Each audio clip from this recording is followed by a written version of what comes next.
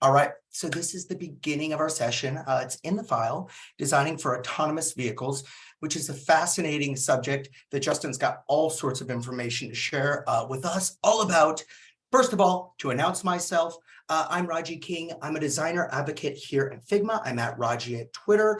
Ask me all your Figma questions there. But more importantly, we have Justin Barber with us, design lead at Applied Intuition. As you can see there, Justin Barber on Twitter. Follow him, ask questions if you're interested in this subject.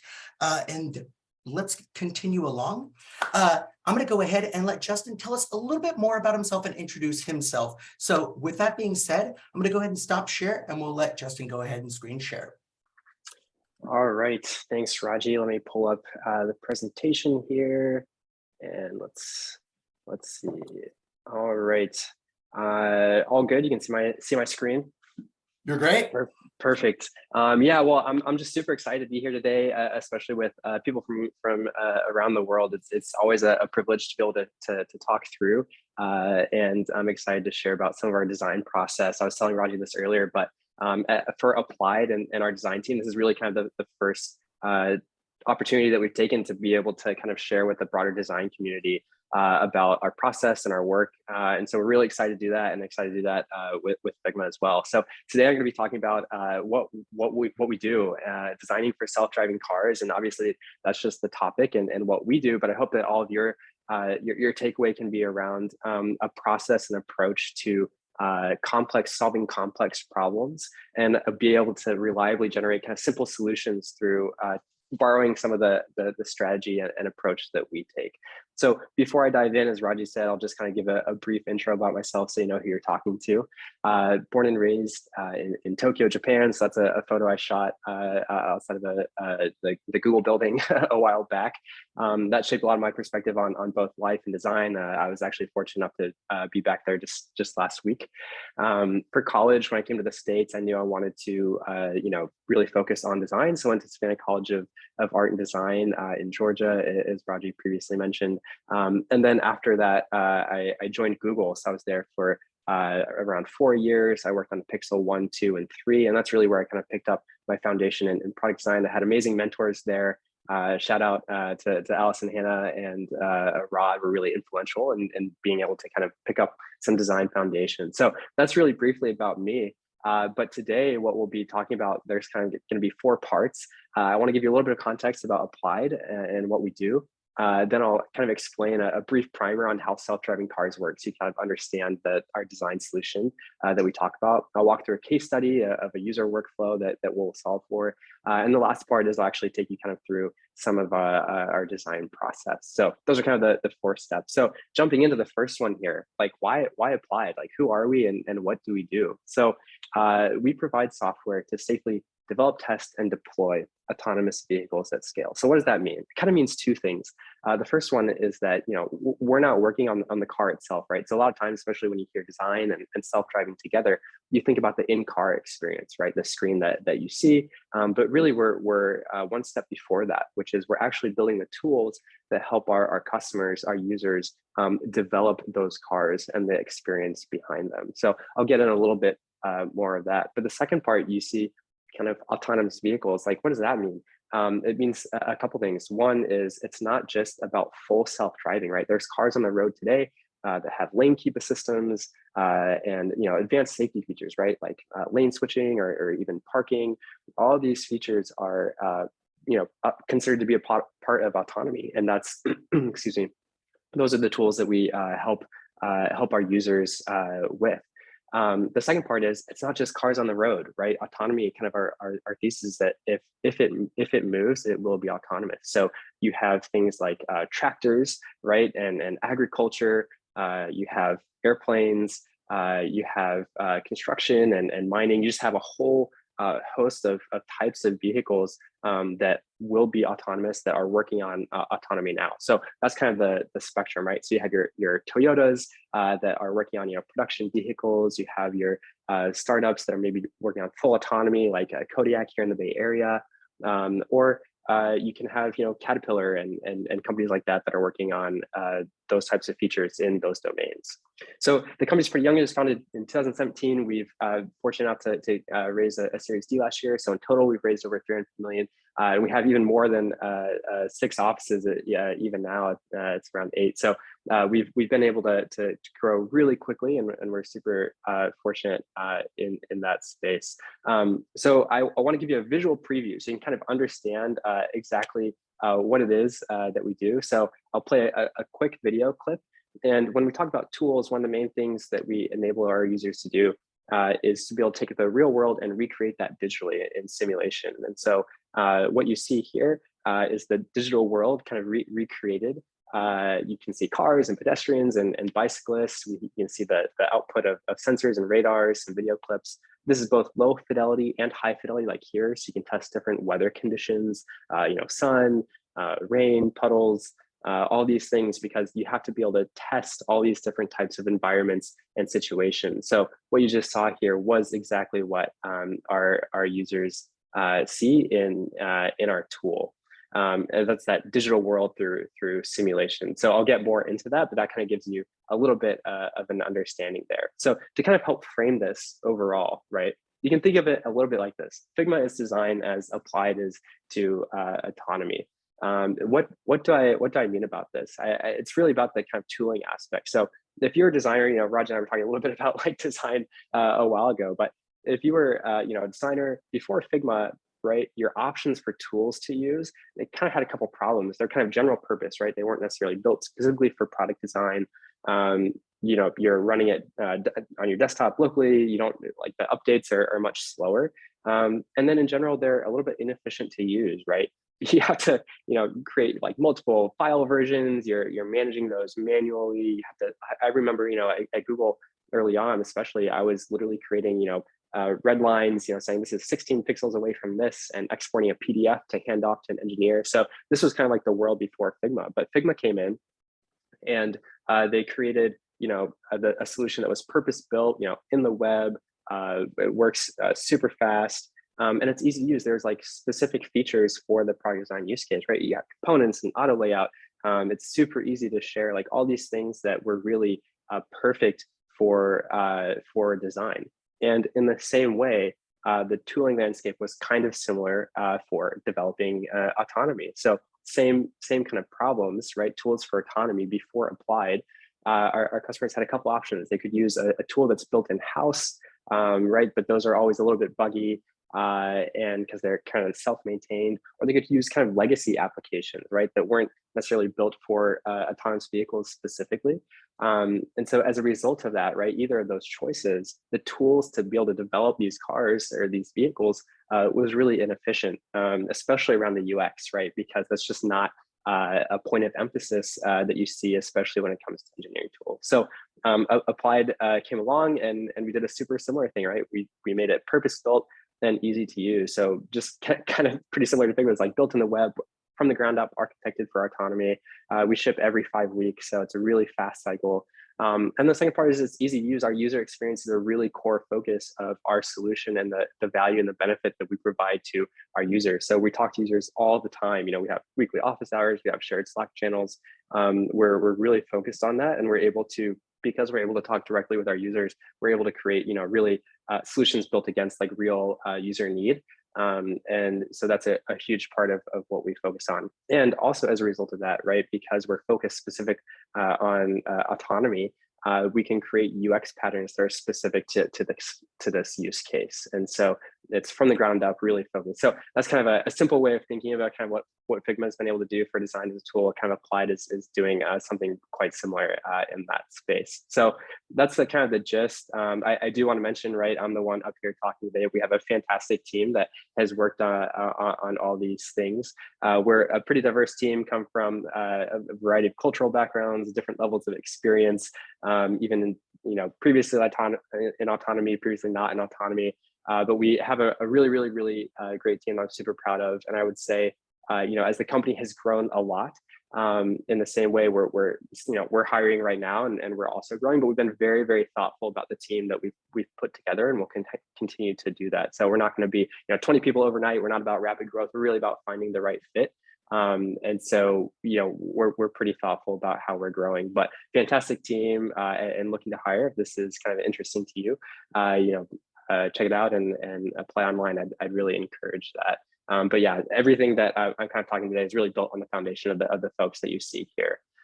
So fantastic team. I could talk about them all day, but we'll go ahead and kind of move into getting into how do self-driving cars actually work, right? Like what goes into them. So to get in, like put simply, there's kind of like three buckets of work, or three buckets of how the cars work. You have your perception, prediction, and planning.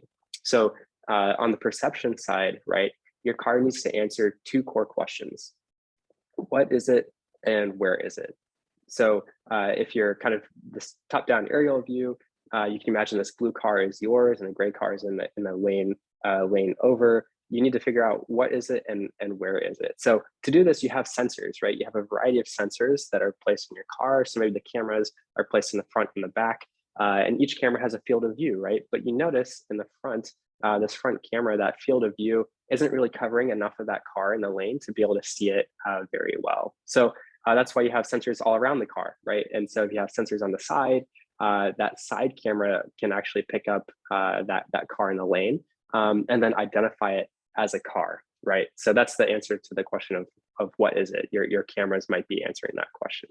But you have additional sensors too, right? Like maybe LiDAR. And LiDAR is really good at figuring out placement.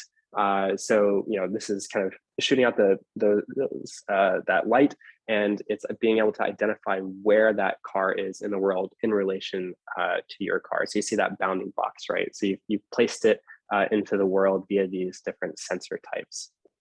So that's kind of an answer to perception, right? What is it? Where is it? You have different sensors, and it's identifying what the object is and kind of exactly where it is in the world. So the next bucket is prediction, and you need to be able to answer the question of where will it go, right? So you have a trajectory of this car, but maybe that car is actually nudging closer to the lane line. And so as a result of this, you're predicting that this car is actually going to cut in front of you, right? So again, this is only one object in the scene, but you can imagine, anything that the car can see, it's predicting a route for. So all the pedestrians, all the cars, all the bicyclists, everything has a predicted route based on its behavior. So that's prediction. You need to be able to answer where will it go. And the last bucket is planning, which is how do I navigate, right? So again, if you are predicting that car is going to cut in front of you, you need to be able to adjust how your car is going to respond, right? So maybe if you're predicting that, then you're going to slow down a little bit to be able to make a little bit more space for that car that you think is going to cut in front of you. So put really simply, those are kind of like the three buckets of how a self-driving car is able to make decisions and how it operates. So let's get into a case study, right? Of practically how does this actually work? So for today, we're going to be talking just about perception, the perception use case, and not even the question of what is it. We're going to drill down just to one single piece, which is where is it, and the workflow that our users go through to kind of improve their perception. Is three steps. You want to be able to evaluate the performance. How well are you identifying where objects are around you? And then if there's an issue with that, right, being able to diagnose the issue. And then you want to iterate on your algorithms and test those changes, because you want to make sure that your perception is getting better and better over time at being able to tell where objects are around it. So in that first step of evaluating performance, let's go into that one. So when you're evaluating performance, you also have kind of three pieces of data to work with. But the first one is drive data. So this is actually collected from the vehicles, video footage, among other things, right? So the first thing that you had to work with is drive footage. So let's take a look at this drive. It's nothing super crazy. You'll notice that the camera is a little bit grainy, right? Resolution is a little bit low. It's a little bit overcast. There's some smudgy water on the camera, some puddles on the ground. And this white car is going to cut in front of the car. Again, really simple, right? Nothing too crazy here. So if you're watching this clip, nothing would really stand out to you that maybe was odd or worth investigating. So we'll kind of get into that at a second. But again, all the camera is shaking and you can see pedestrians on the side of the road here. All these things factor into being able to test your car. So that was the drive data that you have, right? The next piece of content is ground truth. And so ground truth is basically you've taken the footage, and by hand, someone has gone in and labeled exactly where every object in the scene is that is accurate to the real world. So here we have this nice smooth playback of, again, this digital world that you're able to see. And the reason that things are appearing and disappearing, right, is because as soon as the objects appear, that represents when the car is actually able to see them. So again, right, this is the same drive you saw, that car cut in front right there of the drive that we just looked at, right? So the car cuts in front, there's pedestrians on the side of the road. This is the digital recreation of exactly what just happened. So makes sense so far, right? So then the last bucket is the AV software, right? So this is actually what's being tested. So you have your drive data, what happened on the road, you have the hand labeled ground truth, so you know you have a baseline, right, to be able to compare to. And then that last piece is the AV software itself. And this is really what we're testing. So let's take a look and see what's happening with the AV software right here. You'll notice right away, things are jiggling like crazy, right? So unlike the ground truth, which was perfectly smooth, we have a lot of jitter going on, right? And so what this means is that the car thinks that these objects are where they are, it's kind of confused, right? Like for one split second, it thinks it's over here, and another split second, it thinks it's over there. So again, nothing super eventful happened in the drive. It wasn't like a tight cut in or anything like that. But if you notice even here, right, if the car gets confused about where these pedestrians are that are pretty close to the road, it would respond differently. It might like brake super hard, or even if the car, that's cutting into the lane over, like over here, you can see it's getting pretty close sometimes to that lane line. Your car is going to behave differently. And so it's really important then to be able to make sure that your software is accurately interpreting the world around it and accurately identifying where these objects are. So, the last piece of this is being able to actually compare ground truth to the perceived. So here the filled in boxes are the ground truth, and you can see just how jittery the car's understanding of where objects are actually is, right? So you get that jitter, which is again what the car understands the world to be, versus that ground truth. So you can see a delta between those filled in boxes and those outline boxes, and that's the problem, right? You want, ideally, in an ideal world, this outline would be perfectly aligned with the field, right? That means that your car is kind of perfectly interpreting the world around it. Obviously, you probably won't be able to get 100% overlap, right? But the goal is to narrow that down as much as possible. So now that we've, I'm sorry, now that we've been able to evaluate the performance, the next step is really diagnosing the issue, right? So why are we seeing so much jitter? And that's because, again, we have the ground truth that's perfectly placed over that vehicle. Our AV software is actually outputting a different answer, right? And so we're getting a difference.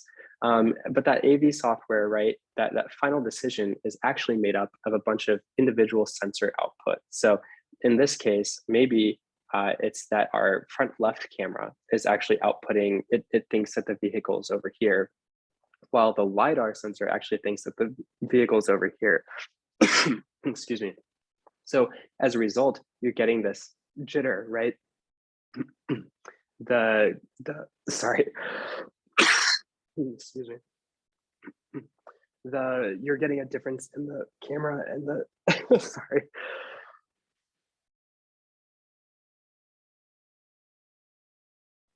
So sorry about that. My throat is a little bit dry here. So what you're seeing is a disagreement in the camera and the LiDAR. And so as a result, your AV software is actually unsure of where to make that decision. So you have the camera over here and you have the LiDAR over here, and they're actually disagreeing, right? And so you're getting you're getting that type of jitter.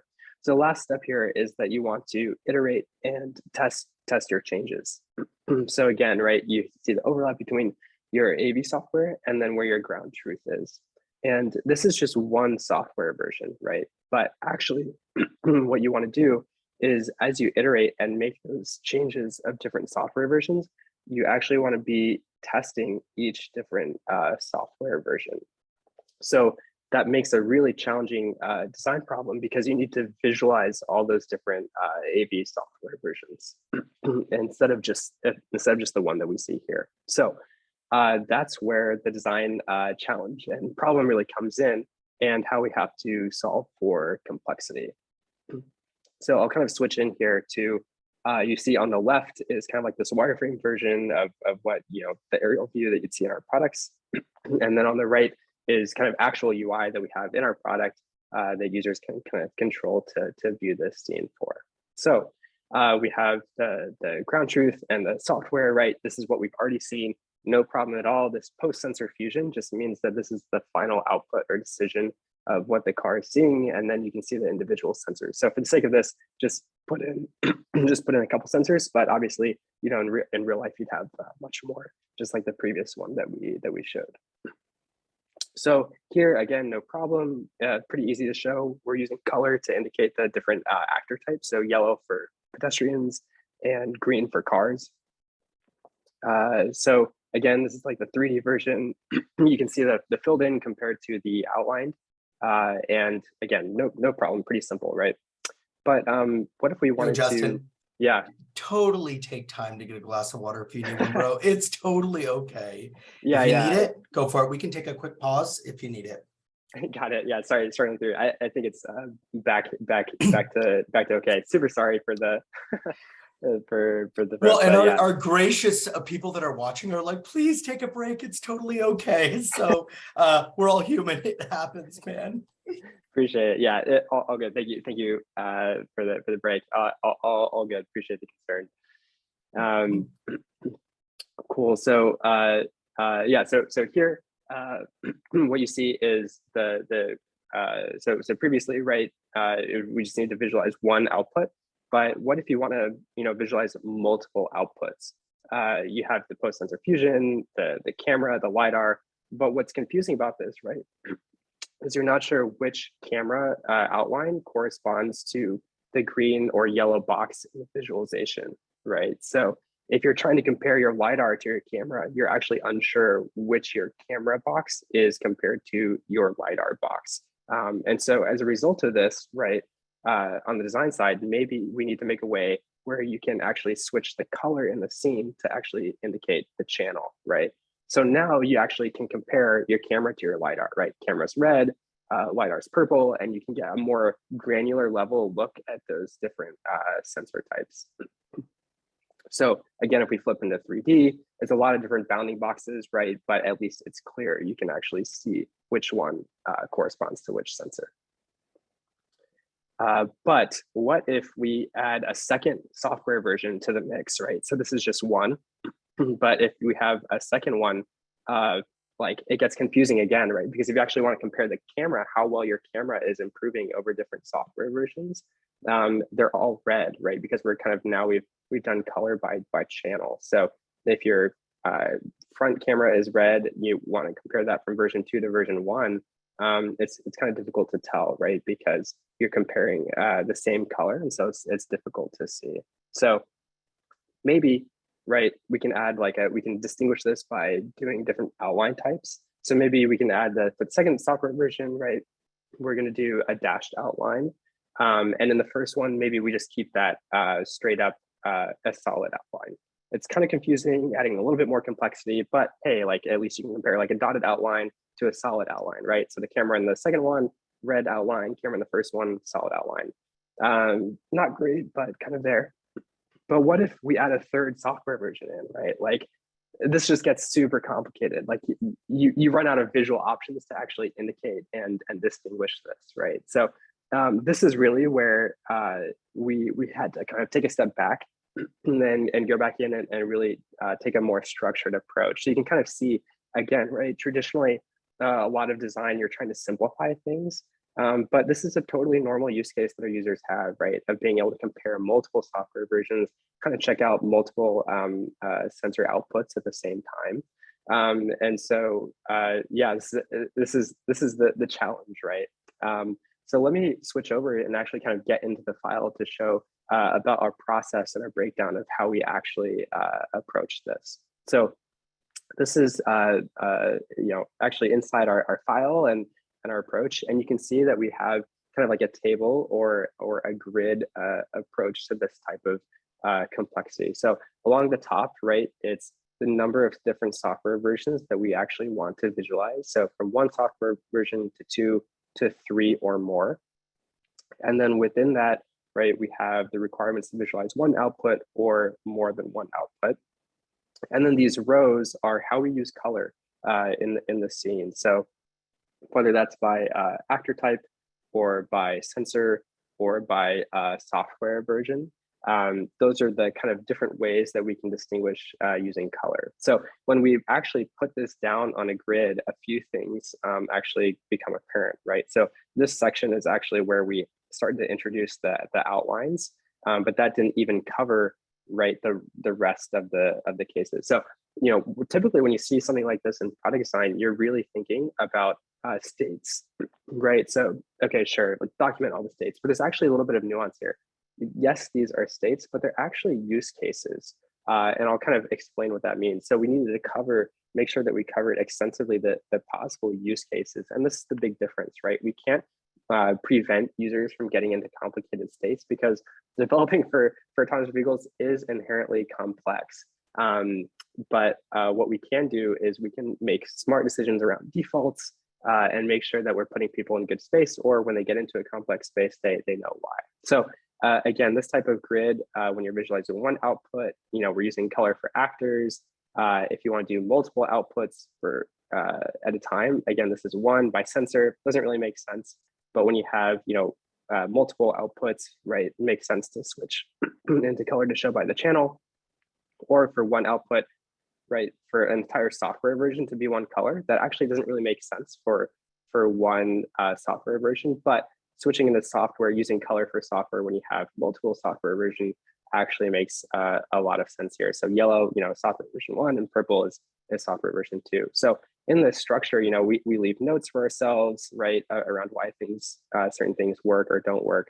But this gridded approach of essentially being able to take your logic and put it into a table really makes is a reliable way to generate solutions. So basically, what this kind of revealed to us, again, we use Google Docs pretty heavily in our kind of planning process here. So this is literally the table that kind of resulted, right? And this allows us to see, right, each of these cells maps to one of these Figma mocks, right? And so what we're able to do is then realize, like, hey, for this use case, this type of visualization makes the most sense. So again, for us, this was really helpful in being able to, we use this approach a lot because the type of complexity that we deal with just requires a structured approach. Otherwise, you kind of run into all sorts of problems and dead ends that you know, you can't foresee, or it's just inherently super complex. So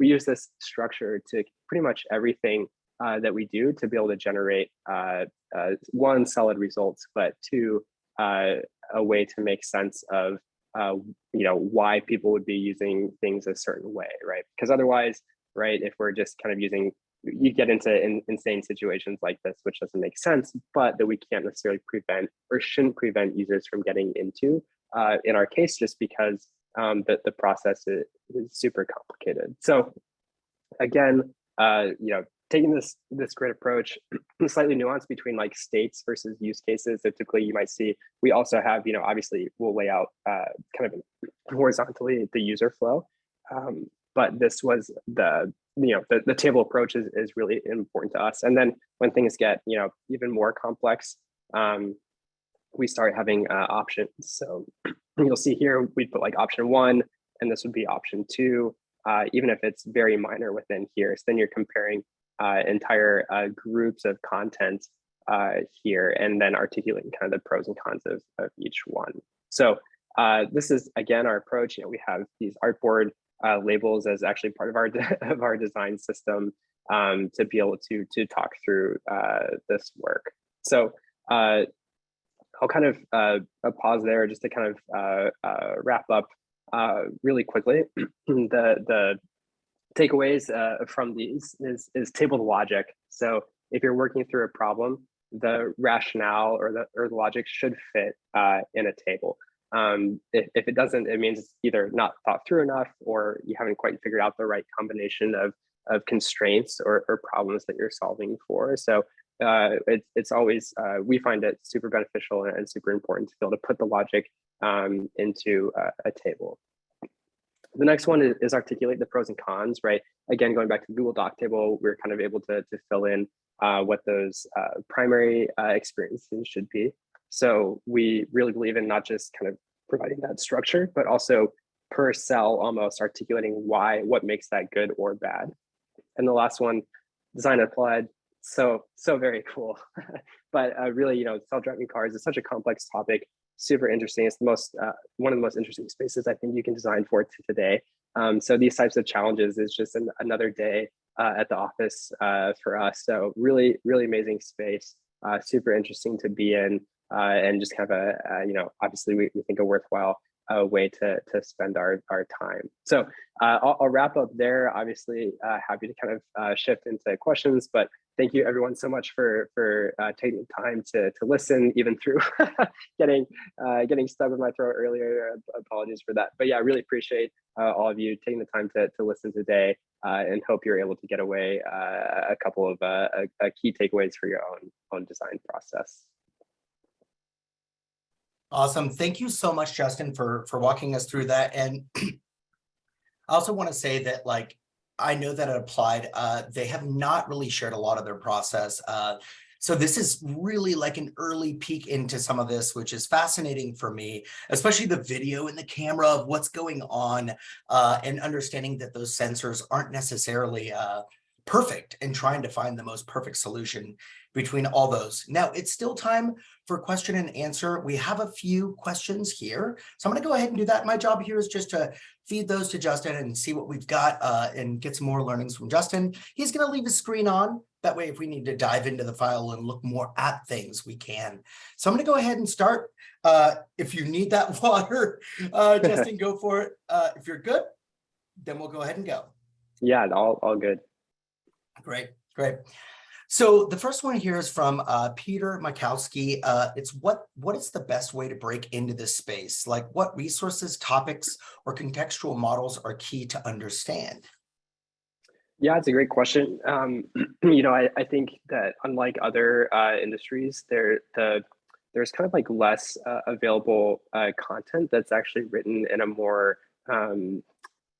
like user-friendly way, right? So a lot of the audience that a lot of content is put out for is very engineering based. I will do a quick plug for us. We publish some blog posts. Maybe Vanessa can drop it in the chat here, but applaud.co/blog, and we actually have a design section. So we just published our first product design post earlier this year, which is another kind of in-depth dive into a specific problem that we have. So it really just kind of depends on what you're interested in. There's several podcasts, even different companies are posting kind of YouTube videos. So I would say YouTube is probably your best friend for this, and being able to actually kind of understand what goes into it. This is a pretty simple explanation, but yeah, I would say just kind of poke around on YouTube or find some podcasts. There's certainly more available today than there was like a few years ago. And yeah, it's a pretty technical space. But as you learn more, if that's super interesting. I mean, it is super interesting. So it will be a fascinating space to be in, but it can be a little bit challenging at times. So I find, I think, more accessible content that's out there. So if you're into it, put in the time to actually kind of, it'll take a little bit of effort to kind of understand the technical side of it. Awesome. Thanks for that. Okay, we have another one from an anonymous guest. How do you do UX research before coming into the UIs?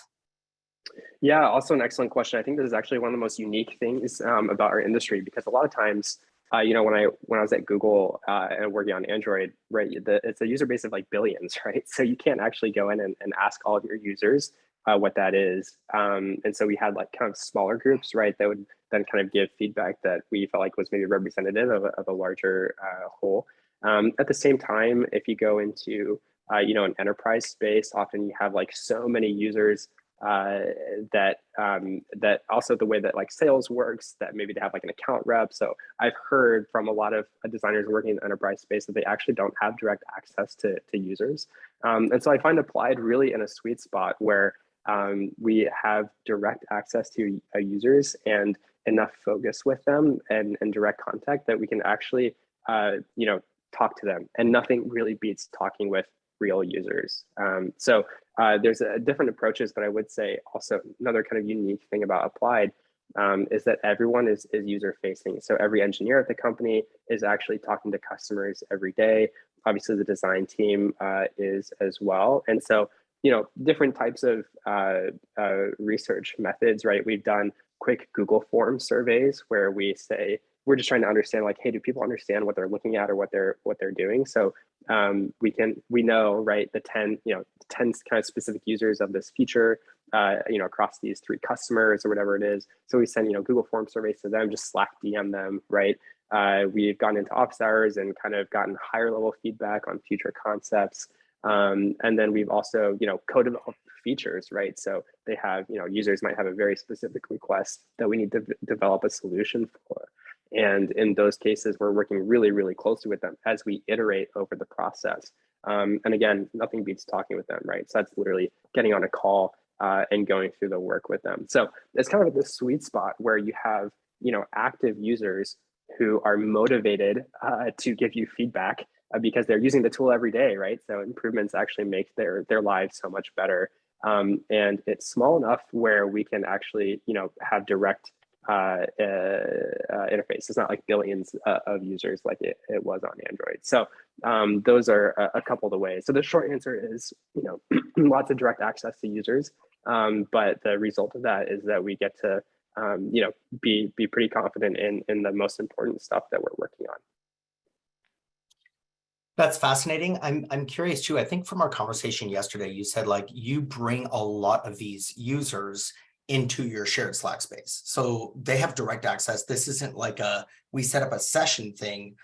I guess that you do that as well, but are these folks, are there tons of them? Are they all in your shared Slack space together, just like DMing you all the time, being like, oh, I ran into this issue and I'm wondering about this? Like, I love that. I've seen some of that pattern here at Figma, especially when we do like closed betas and things like that. And it reminds me of that. And it's like a really cool experience because it really humanizes them. Like, can you speak more to that and just what that experience is like?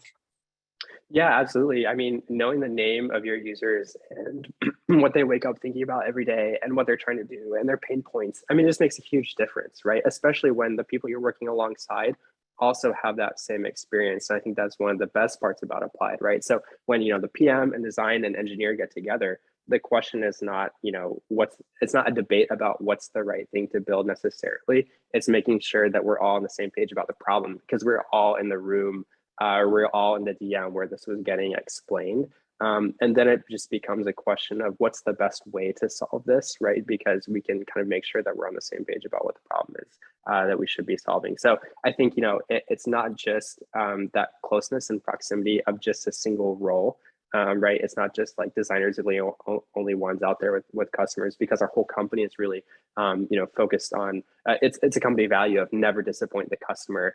And so as a result of that company value being so highly held, everyone is really focused on that. So of course, right, we're not perfect. That's why, again, you have users and research and feedback. But I think it just makes it so much easier when everyone shares the same burden of actually trying to do the right thing by users and being there. Hearing from users firsthand, I think is super powerful. Nothing beats that. So yeah, like you said, whether it's in Slack or in person, that proximity to users is super important. I love that close connection because I feel like when I've been involved in sort of betas and things like that, you never really know when you're going to have a question, but as you're working through the software, at times you'll have this moment. And at that moment, you're thinking, oh, now I want to give feedback. But like, if you don't have that open loop where you can just say like, oh, I just ran into this, like, not sure what y'all are thinking over there. Like often I feel like that feedback can get lost. And I hope that you can continue to keep that as like a company value, but also a pattern that y'all work through. We do have another question here. Another anonymous attendee here said, how do you make sure to cover all of your use cases in that table structure? Yeah, it's a great question. I think the answer is the same to everything else, which is just iteration, right? So, I mean, if we go back to this, um, uh, structure, there's even one more layer below this, which is essentially like filled or outlined in terms of what you want to see it control in the scene. So, it will take a couple of tries to be able to structure the table in a way that most accurately captures the requirements or constraints or purpose of what you're actually putting in. But again, right, it's kind of figuring out that hierarchy. So, for us at the very top here, the hierarchy was, how many different software versions do you want to visualize, right? And then what are the things that you can control by color as the rows, right? So you can control actor type, you can show sensors, you can show by software. Like those at the highest level, those are the three things you can kind of control to show in the scene. And then after that, right, are you looking at one channel or multiple channels? So again, it's just it usually takes me at least, maybe other people are better at this, but usually takes me a couple tries to make sure that I'm actually accurately capturing everything there is in that table and getting the appropriate levels of hierarchy. So sometimes rows become columns, sometimes column becomes rows, right? Like kind of figuring that. I have noticed that typically when you hit certain points, like when you start repeating things like the single channel, multi-channel, single channel, multi-channel, sometimes that's actually an indication that your hierarchy is incorrect when you start hitting that redundancy. And maybe, it's one level higher or you can merge certain things. So I would say that's kind of it just takes a few tries. But once you crack that code, it's super effective in my experience. Well, it looks like we're out of questions, but it doesn't mean you're off the hook because I have a few questions for you. Yeah, please do. I was curious when you were going through this table-based design and all the different options here, and we're using different ways to try to like communicate that things are indeed different. So we're using different color. And I know that accessibility is always a hot button topic. It's always something that designers are talking about and concerned about. And I'm curious about in this space, if you tend to hit that, like for instance, we've got like a bright green line and a bright yellow line. And what do y'all do at Applied to make sure that like those truly are seen as different things and that is communicated? Yeah, just if you could talk more about color blindness, accessibility in this space. Yeah, for sure.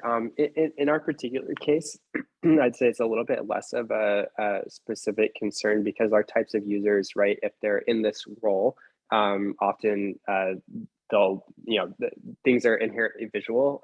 So they kind of need to have a certain level of, ability in that area. So that being said, of course, we do, standard accessibility things in terms of like contrast and things like that. But even, for example, compared to my time on Android, it's a little bit of a different purpose or goal or user base interacting with this. But, I will say one other aspect is kind of the power of customization, right? So, you saw that, yellow is pedestrian and green is cars, but if teams internally have their own semantic associations of color and class type, right, we want to be able to give our users the ability to specify that themselves. So if for whatever reason for them, they always in their own kind of internal tools or reports, whatever it is, are marking pedestrians as blue, right? We want to be able to give them that ability. So we offer a lot of kind of customization like that, where our users can go in and, if they want to make that, a certain color, they can, and that's not something we prevent or things like that. So it's kind of the same issue on their side too, right? If to meet those requirements as well. So it's a little bit maybe more around semantics rather than accessibility. But yeah, of course, we strive to hit kind of like a baseline level of that for sure. Awesome. I love the fact that you do have customizability. I'm guessing it's that that palette icon or something that you had in there. So, well, with that, I think we're at the end of our questions. Justin, thank you, first of all, for giving us a peek into this really fascinating stuff. I didn't know if you had like one last thing that you wanted to say as we closed out, but please do. Yeah, no, I'm just super appreciative for having the chance to share. I really don't take that for granted. And like I said at the beginning, this is really kind of the first time that we've been able to kind of interact with the design community more broadly, and really excited to do that with Figma. We obviously love Figma and use that pretty hardcore at Applied. So yeah, thank you everyone for listening. If this seems really interesting to you, applied.co/design has a little bit more information and resources that you can read about. As I mentioned, we're hiring. So if you think this is a really interesting area for you, I'd encourage you to apply. But yeah, that's it. Raji, thanks so much. Really appreciate your time. Yeah, thanks so much for putting the presentation together and giving us a peek in your process, which definitely seems to be really different than sort of a lot of mainstream design that I've seen out there, which was really, really refreshing to see. So once again, thanks for joining us. And thank you all for watching and staying with us. If you're interested in more live streams, we do have future live streams. You can see them and sign up there at figma.com/events. And if you have ideas or want to live stream yourself, please email us here at community@figma.com. We'd love to hear from you. But until our next time, thank you so much for coming. Thank you, Justin. It's been an honor. Have a great day.